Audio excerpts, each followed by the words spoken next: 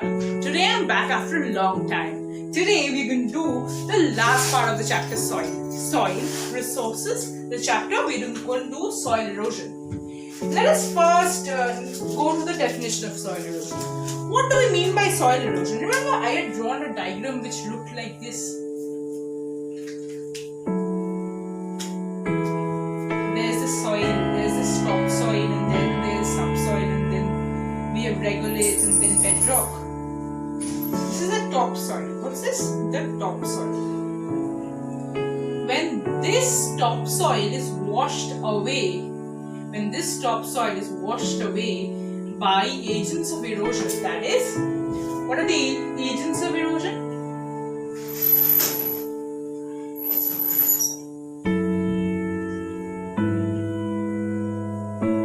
They are, number one, wind, water, vegetation,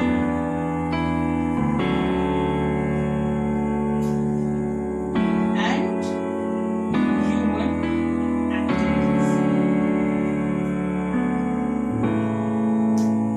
So wind, water, vegetation and human activities. When the removal of the topsoil by the agents of erosion or due to human activities is called soil erosion. Then again let's repeat.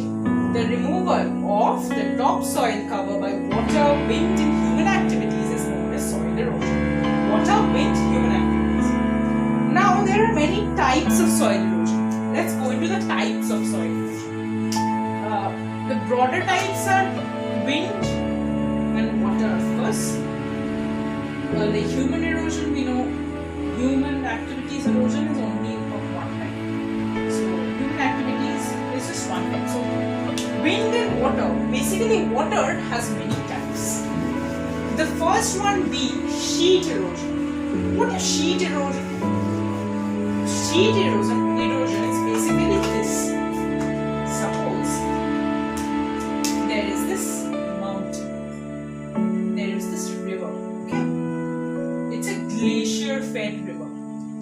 When the glaciers, like these mountains have snow, when the snow melts, and when the glaciers move, when they move here, they of course move over the soil, and in that process, when the glaciers collide with the soil, they take off the topsoil area. That is called sheet erosion. The erosion by glaciers is called as sheet erosion. Real erosion, what is real erosion? Real erosion is like when for a long time, when the sheet erosion continues, the silt-related runoffs form many finger-shaped rills. Rills are like these. Rills are like this. When the sheet erosion continues, like I told you, when the water falls from these mountains and this washes off, like this, it falls on these slopes and it washes off the topsoil. That is called sheet erosion. So when this water continuously brushes against the soil, it forms reels like these, and then it enters that and washes up the soil from below. That is called reel erosion. And what happens? What is gully erosion? Gully erosion is basically something that happens due to heavy rainfall. Suppose there is a piece of barren land, there is no vegetation, there is a piece of barren land. This is suppose a piece of barren land. When this piece is facing heavy downpour, what happens is there are water runoff of course from this place. And this water runoff actually takes away the nutrients and the heavy load of the loose soil. These places, the flat lands usually have very loose soil. So these places, they all get washed away. And this is majorly seen in the Chambal Valley region. You will learn about the river Chambal and Betwa. Those two rivers are, it's like, this is the Yamuna river. This is where the Ganga meets the Yamuna. This is the Sangam. Chambal comes out from here, Betwa comes out from here. So this is the river Chambal. In this river valley, you can see gully erosion very much. Now, there's something called leaching. What is leaching? Leaching is that after harvesting, if you've seen any field, after harvesting, farmers leave the field bare. When they leave the field bare, there's rain and there's water of the crops which washes away the topsoil. It's called leaching. This is how, remember laterite soil?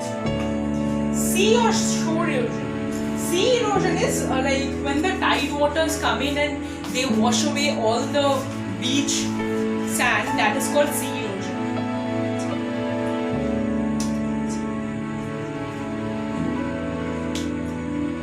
Then we have stream bank erosion. There is this stream. This stream is washing against the bank. When this bank is being washed against this bank, of course there is some erosion of soil of that bank. That is called stream bank erosion. Now we come to soil erosion due to human action. How does soil erosion happen due to human action? It is basically deforestation that we are talking about here, okay? Deforestation and urbanization. Suppose when we cut away the trees, let's take a very small example. When we pluck a small plant, you can see the amount of soil that comes out with it, with the roots. So imagine when a big tree is cut, how much of soil is loosened. So due to that loose soil, that aeration that happens within that loose soil, whatever, like even a small gust of wind can actually take away all that topsoil layer, because the topsoil is something very loose, it's nothing very hard and concrete. Now that's the first major reason. Another one is that the outer Himalayas face. What the outer Himalayas face is, see, in the outer Himalayas what we see is there is removal of vegetation cover, because most of these people are pastoral grazers, right? So there is removal of vegetation cover, due to which what happens is the water that comes from the slopes actually washes out the topsoil. And the last is the sheet, rill and gully erosion, which happens due to deforestation again, just because the area is dry, barren, and the water can wash away the topsoil. Now we come to the last type of erosion, that is erosion by wind. That is when there is no vegetation, like for example in the desert region, when there is no vegetation and there is a very high velocity of wind, there is expanse of barren land, then the wind velocity is very high. So when that happens, that is when the erosion by wind happens. The wind takes away the topsoil material and kind of takes it away with it. It doesn't wash off, it just makes it fly away. Now soil erosion across India. Let's come to the types of we come to the types. We just need to know the reasons. The heavy population pressure, nature of rainfall, overgrazing, bad farming techniques, topography and deforestation. Heavy population, because see, due to urbanization, I told you right now, right? Due to urbanization, soil erosion happens. How is that possible? When urbanization is happening, we are digging the soil, again we are leaving barren expanses, we are cutting trees, we are doing lots of things along with urbanization. So due to that, what happens is that the topsoil becomes loose and it can wash off. Nature of rainfall, it's orographic in nature, right? We know heavy rainfall occurs in most places. So what happens is that water can wash off. Topography. India is surrounded by different kinds of land. Like one of it is mountain, some is plateau, some is plain. So due to that changing topography, you can imagine it's like this. So if it is like this, then of course the water that's coming has a high velocity and it can wash off this. Now we have deforestation. Deforestation is the same reason as urbanization. And then we have bad farming techniques and overgrazing. I was talking about overgrazing just now. I told you about the outer Himalayas, the Shivaliks. Overgrazing. Overgrazing is the cattle graze all the crops that are available along with the cattle graze all the crops that are available along with the roots of the crops also. So that's when overgrazing happens. And today's last topic is regions of soil erosion. Regions are the badlands of Champal and Yamuna rivers, Piedmont zone of the Western Himalayas, Chotanagpur Plateau, Tapi Sabarmati Valley, and Maharashtra dry area of Rajasthan, Gujarat and Haryana. You just need to know the names, the badlands, the dry areas.